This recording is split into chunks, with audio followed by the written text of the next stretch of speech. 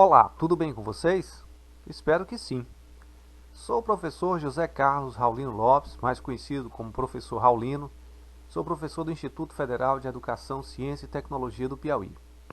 Hoje trabalharemos a disciplina Controle de Transporte e Distribuição para o curso FIC em Assistente de Logística.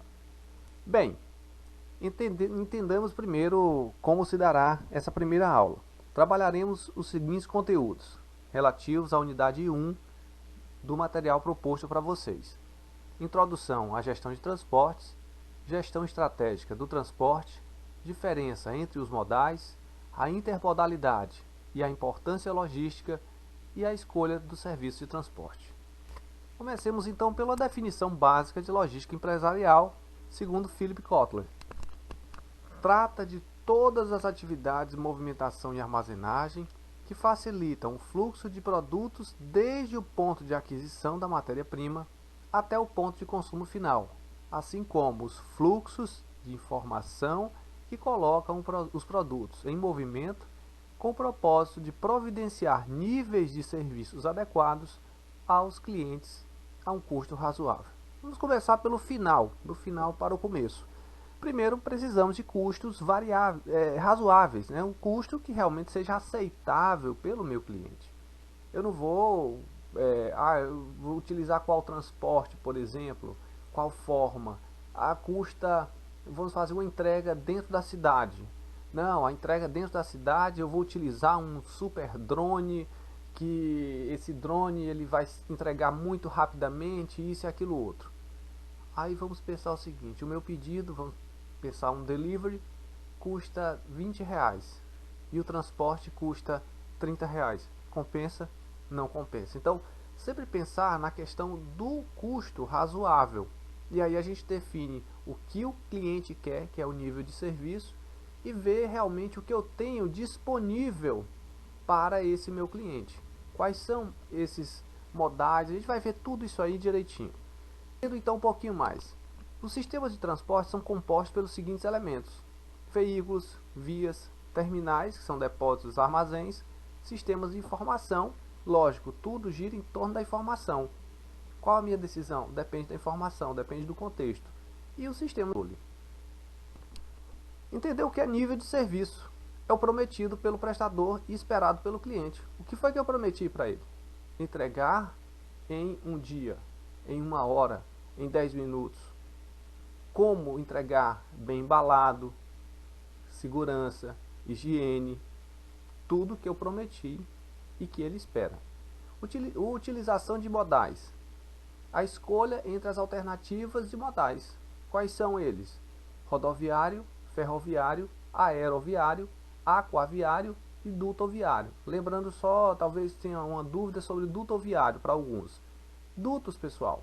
Dutos, como se fossem grandes canos que transportam principalmente gás, petróleo, aqui no Brasil, que a gente conhece mais, gasoduto, oleoduto. Então são dutos, são tubos, canos, tubulações que transportam grandes quantidades. Agora também é limitado ao tipo de transporte. Propriedade da frota. A frota é o que você tem disponível para fazer realmente essa parte física do transporte. Custo, qualidade do serviço e rentabilidade devem ser considerados determinantes para soltar essa decisão. A avaliação então tem que ser o quê? Financeira. Risco da carga. Tem que ver, produtos inflamáveis, tóxicos ou visados pelo roubo, como por exemplo eletroeletrônicos, são fatores de risco que influenciam o valor do frete.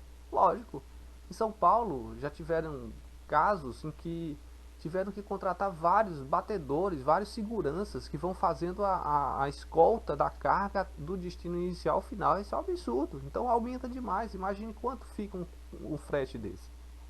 Outra, a sazonalidade. Efeitos como a safra de grãos afetam a forma acentuada a procura por frete, fazendo com que os preços de frete dessa época sejam maiores que os da entre safra. Quer ver hoje em dia um frete caríssimo? Entrega, delivery. Nós estamos vivenciando, agora nós estamos em agosto de 2020, estamos vivenciando um período de pandemia. Então há uma necessidade maior de entregas em domicílios. E por este motivo, hoje é um serviço caro também. Outra também decisão, trânsito. As entregas em centros urbanos, horários para carregamento, descarregamento, isso aí tem que ser levado em consideração. A carga retorno. Por exemplo, eu vou deixar um frete em São Paulo, saio do Piauí, vou para São Paulo. Na volta, se eu não trouxer nada, vai sair muito caro também. Então, não existência de frete retorno faz com que o transportador tenha que considerar o custo do retorno para compor o preço do frete. Especificidade do veículo de transporte. Quanto mais específico for o veículo, menor é a flexibilidade do transportador.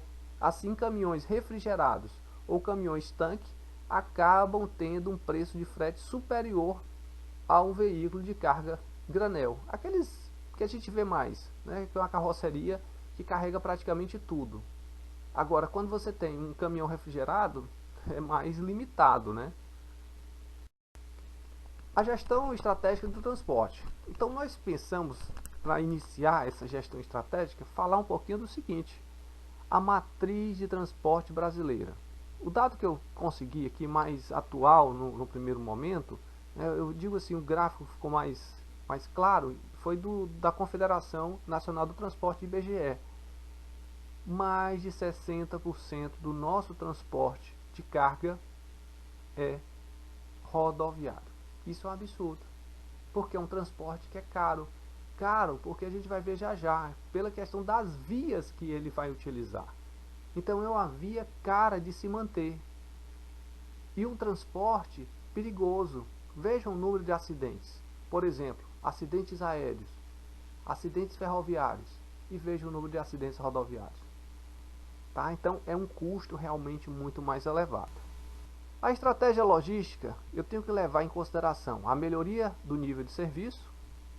Então, as receitas dependem do nível de serviço, daquilo que eu estou realmente prometendo para o meu cliente.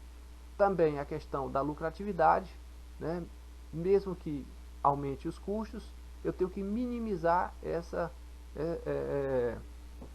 maximizar a forma, no caso, né, de atender, maximizar o atendimento ao cliente, essa melhoria desse nível de serviço, embora eu saiba que aumente os custos, né? Vai diminuir meu lucro, minha lucratividade.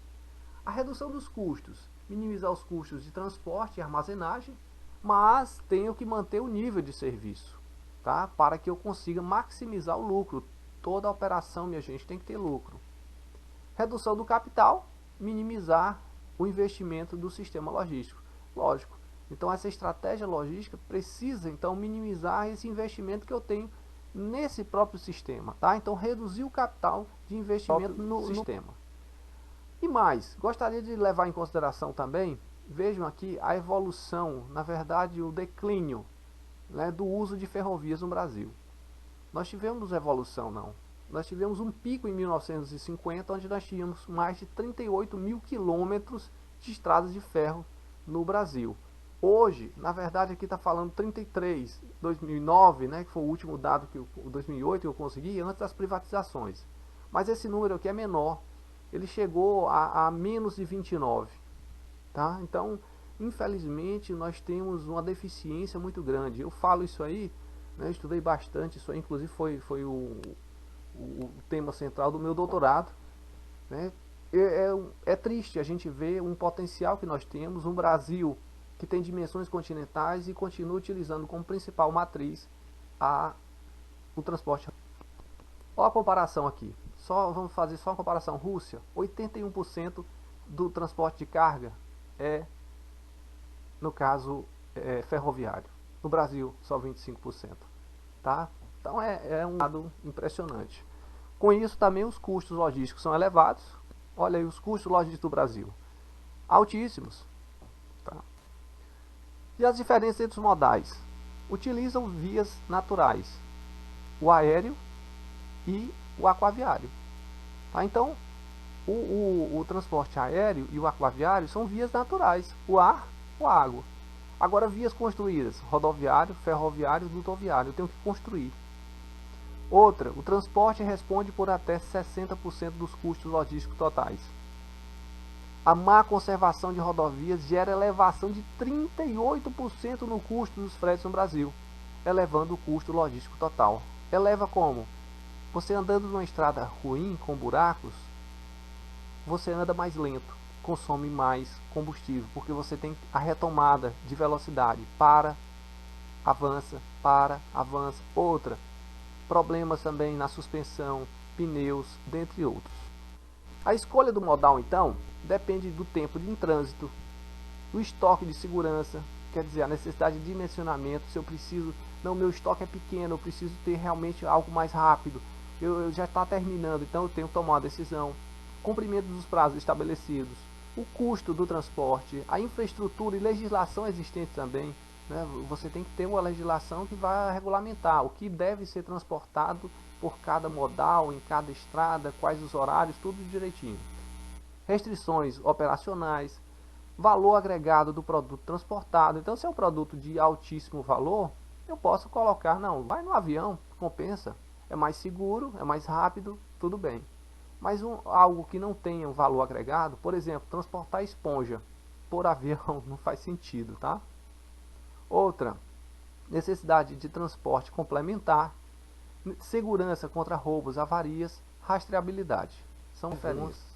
Aí, para a gente finalizar, coloquei esse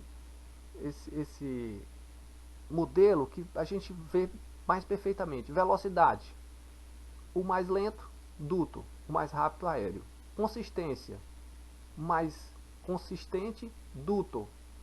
Aéreo é o menos consistente, né? Quer dizer, o mais constante, vamos dizer assim. O duto, você liga e acabou.